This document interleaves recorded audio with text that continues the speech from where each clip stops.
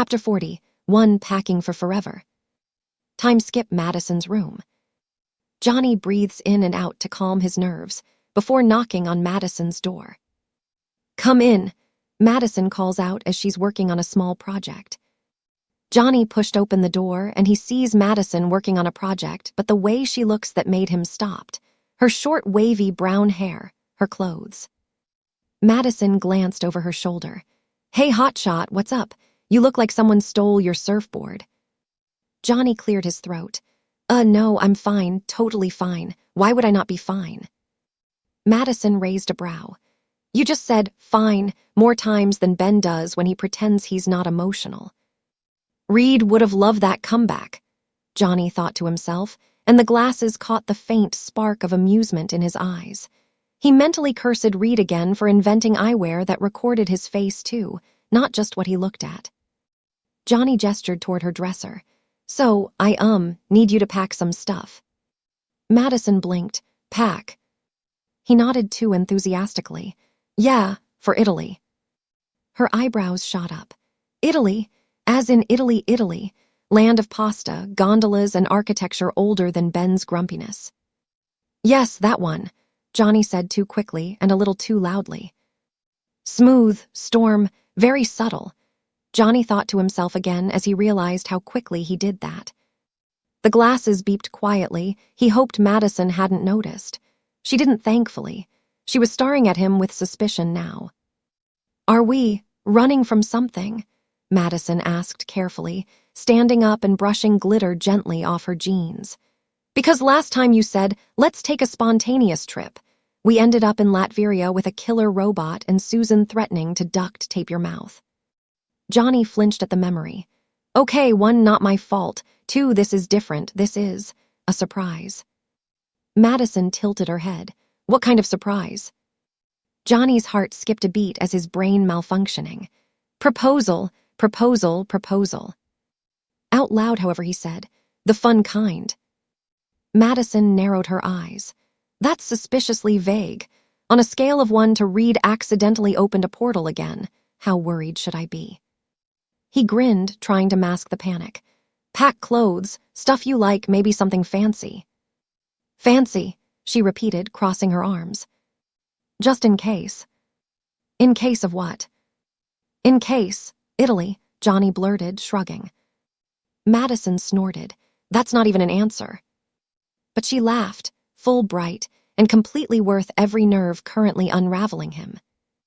Johnny's glasses flickered again, capturing the moment, the laugh, the way Madison lit up without knowing why. "Susan, Ben, and Reed are so gonna love this," he thought. They wanted her reaction from the start. Madison moved to her closet, opening the doors. "Okay, fine, but if we end up fighting some ancient Italian monster thing and I don't have the right shoes, I'm blaming you." Johnny managed to stop himself from smiling. "Deal." He leaned against the wall, pretending to be relaxed, secretly recording every second, every look, every oblivious moment before his life changed forever. She pulled out a dress, soft, flowing midnight blue, the dress she wore on their second date. Johnny stops breathing for a second before letting out a breath. She glanced at him, confused. "Too much." "No," he whispered. "Perfect." Madison paused. Something flickered behind her eyes like she sensed something big was shifting beneath the surface, but she didn't press. Instead, she shrugged and tossed the dress into her suitcase. Johnny's heart almost combusted as Reed's glasses captured it all. The girl he loved, packing for a trip, having no idea she'd soon be saying yes. Johnny cleared his throat again. "Flight's in a few hours. I'll be downstairs." Madison looked at him and nods. "On it, Captain Hothead." He turned toward the door, hand trembling just slightly, and whispered once he was out of view. "This is it." The glass's tiny recording light blinked, quiet, invisible, and enteral. The moment that Johnny Storm would ask Madison Hunter to marry him, and he'd have every second of her reaction saved forever. Chapter 42. Here we are, Italy. Time skip, the airport. Johnny feels excited as he walks over to the gate. Madison rolled her suitcase beside him, eyeing him as if she were waiting for him spontaneously combust, metaphorically or literally. "You're vibrating," she observed dryly. "I'm excited," Johnny replied, "to travel like normal people." "You, normal," Madison said with a snort. "That'll be the day." Johnny shot her a wounded look. The glasses Reed gave him caught every twitch of her smile. He gestured toward the counter. "First class." Madison blinked. "First class." Johnny shrugged like it was nothing, like his heart wasn't currently auditioning to be a drummer in a rock band. "I figured, comfort, legroom, champagne, fancy cheese, fancy bread, fancy air." Madison raised a brow. "Johnny, what did you do?" "Nothing," Johnny yelled too quickly, then cleared his throat. "Nothing illegal or ethically questionable." Madison just stared at him, and Johnny starts to sweat from nerves. The glasses recorded the moment in stunning HD. Time skip boarding the plane. Johnny practically skipped down the jet bridge, while Madison walked at a normal, sane pace. "You're acting like a golden retriever who just discovered snow," she muttered, but there was a smile tugging at her lips. Johnny threw his arms wide as they reached their seats, which looked like tiny hotels than chairs. "I present to you," he declared, "the peak of human luxury." Madison sat down, eyes widening as the chair reclined itself like it had telepathic consent.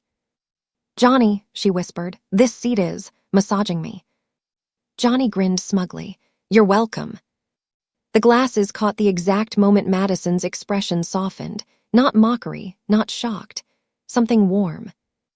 Johnny swallowed the lump in his throat. He reminded himself, not yet, not here. Italy, the moment has to be perfect.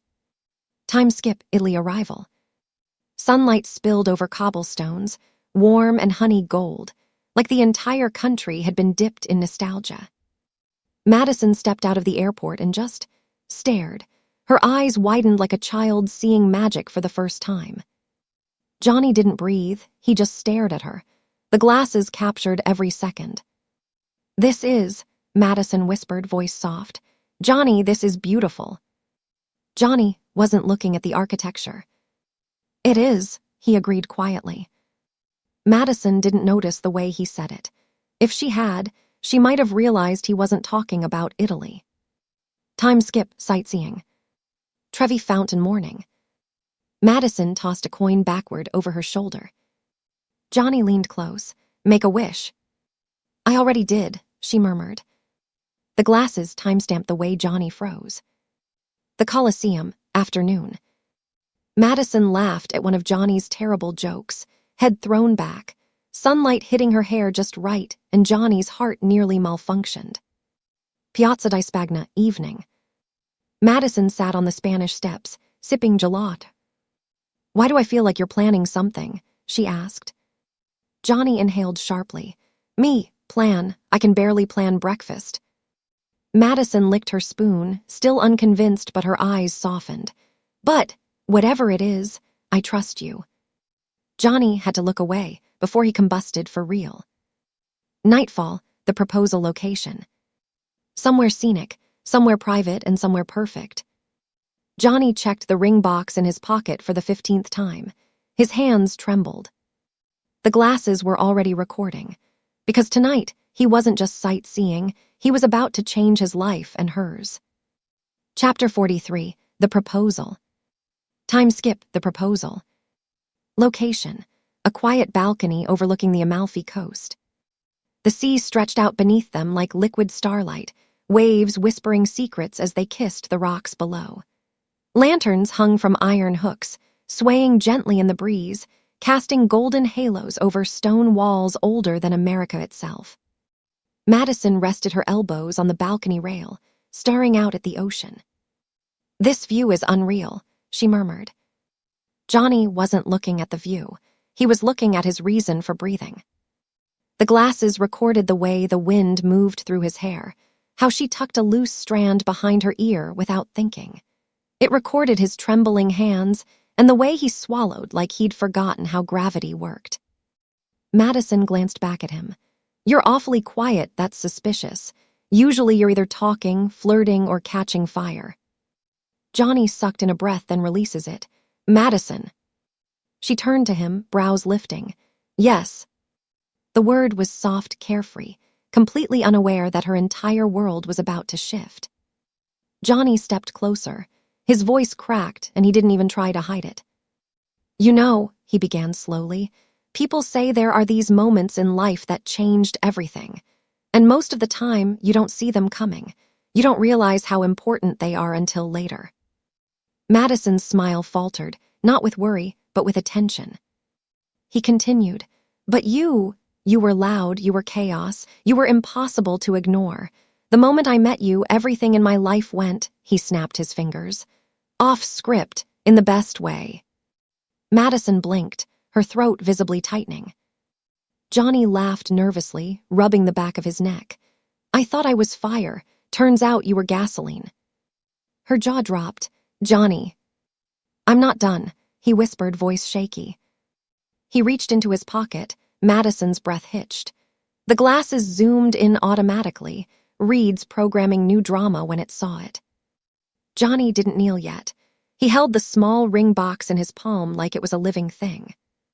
You've seen every version of me, hotshot, idiot, hero, screw up, and you still stayed. You stay even when I give you every reason not to. And I don't know if I believe in destiny or date or whatever Reed calls probability calculations, but I believe in you. He dropped to one knee and Madison froze. The night held its breath. Johnny opened the box. Inside was a ring shaped like fire gold twinning around a gemstone that glowed like embers, not bright but alive. Madison Hunter, Johnny said, voice breaking. You are the person who makes my world make sense. You challenge me, you terrify me, you ground me. And you make me want to be better without ever asking me to.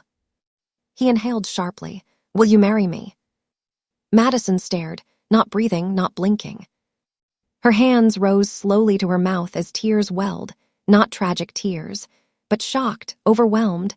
Someone just handed me the sun tears. You, she choked out. Johnny, you, oh my God. She laughed and cried at the same time. The noise half strangled joy, half disbelief. You're serious, she whispered, stepping closer. Johnny let out a breath that sounded like a prayer. Dead serious. Well, not dead, hopefully very alive. Madison gasped a watery laugh, then she launched herself at him. Not gracefully or romantically, just herself. He fell backward, laughing, arms wrapping around her instinctively. She kissed him fast, messy, desperate, and murmured against his lips. Yes. Johnny froze as he looks at her. Yes, he repeated, like his brain couldn't compute positive outcomes. Madison cupped his face, eyes shining. Yes, Johnny Storm, I will marry you. Johnny whooped, like actually whooped, and a burst of flame flickered harmlessly along his shoulders in sheer, unfiltered happiness. Madison laughed, pressing her forehead to his. Easy there, hotshot. Johnny grinned so wide that it looked illegal. I can't help it. I'm marrying you. He slid the ring onto her finger, hand shaking. The glasses recorded the exact moment Madison looked down at her hand, looked back at him and whispered in awestruck. It's perfect. Johnny kissed her again, slower. It is, he murmured. You are. Final shot through the glasses. Reed's recording captured. 1. The ring sparkling against moonlight. 2. Madison's tearful smile. 3. Johnny's flushed, ecstatic face. 4. 2 silhouettes wrapped around each other. 5. And Johnny whispering, I love you, Madison. Followed by her soft, certain reply, I love you too.